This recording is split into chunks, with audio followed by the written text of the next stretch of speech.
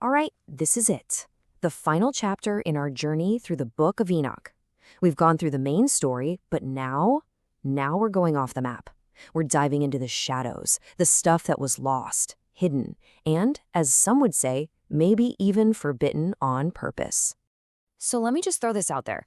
What if the most shocking, the most mind-bending parts of the Enoch story aren't even in the book of Enoch?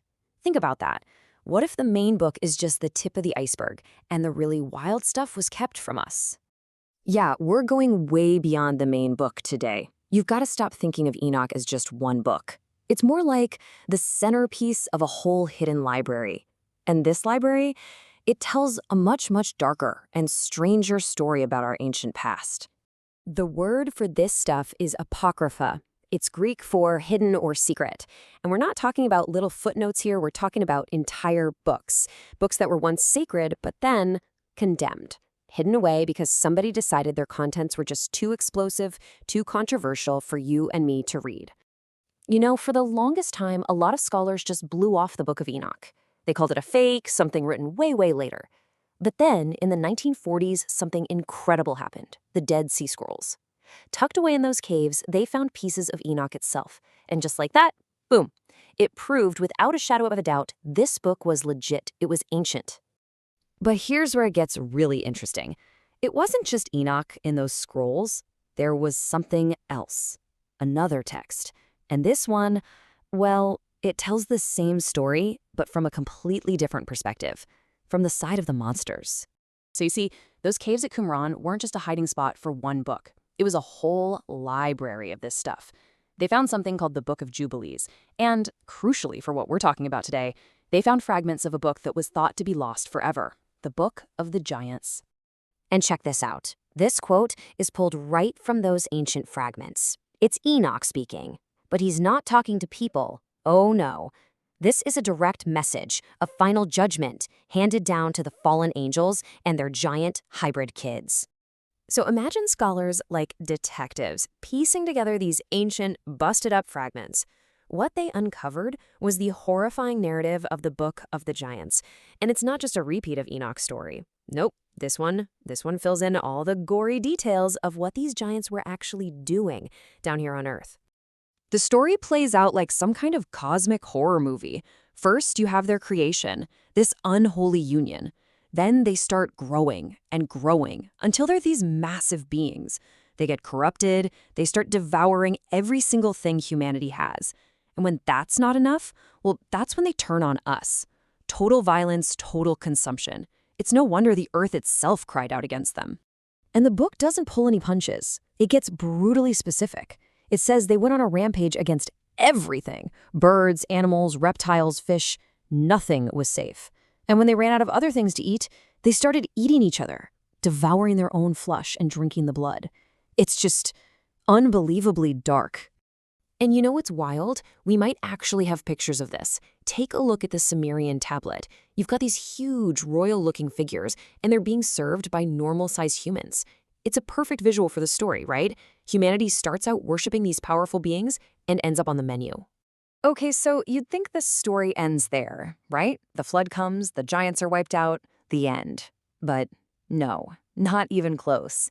Their physical bodies might have been destroyed, but their story was far from over. And another one of these hidden texts tells us exactly what happened to their spirits. Right, so here's the key. This is absolutely crucial. Because they were part spirit and part flesh, you couldn't just kill them. When their bodies died in the flood, their spirits were trapped. They had nowhere to go. So they were cursed to just wander the earth forever as these disembodied, angry forces. What the old texts literally call evil spirits. And the breadcrumb trail doesn't stop there. It leads us to another incredible text, the Testament of Solomon. This book is all about King Solomon using his wisdom to summon and basically interrogate different spirits. And in one absolutely stunning moment, a spirit straight up tells him what it is.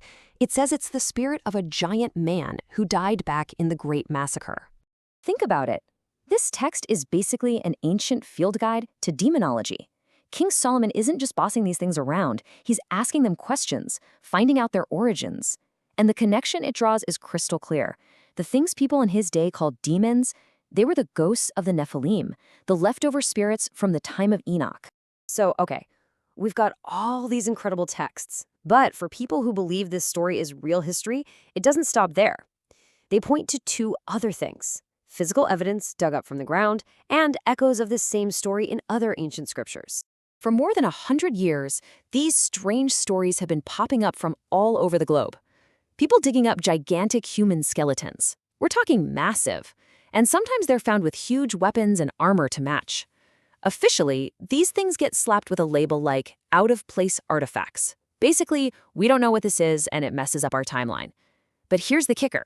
Believers say that a lot of these finds just disappear, whisked away into private collections far from public view. Makes you wonder, right? And this is how folks try to connect the dots between the legend and reality. Look at this map on the left. It's an ancient map, and that area was literally known as the land of the giants. Then on the right, you have one of these photos that have circulated for years, claiming to show the unearthing of one of these skeletons. The visual evidence is compelling to say the least. And you have to understand, this whole story about the Watchers and their downfall, this wasn't some weird fringe myth. This was a huge deal in ancient times. It was a foundational story. We see it pop up again in the Book of Jubilees, another Dead Sea Scroll text. It confirms Enoch's role as the one who testified against the Watchers. So this wasn't some campfire story. To them, this was history. So let's put it all together. You've got the Book of Enoch, the Book of the Giants, the Testament of Solomon. It's not just one book, it's a whole saga, an epic about angels, monsters, demons, and a world literally haunted by its past. A history that was clearly super important, and then it was buried, hidden. Which leaves us with one final, chilling question. If an entire epic like this was left on the cutting room floor of history, what else don't we know?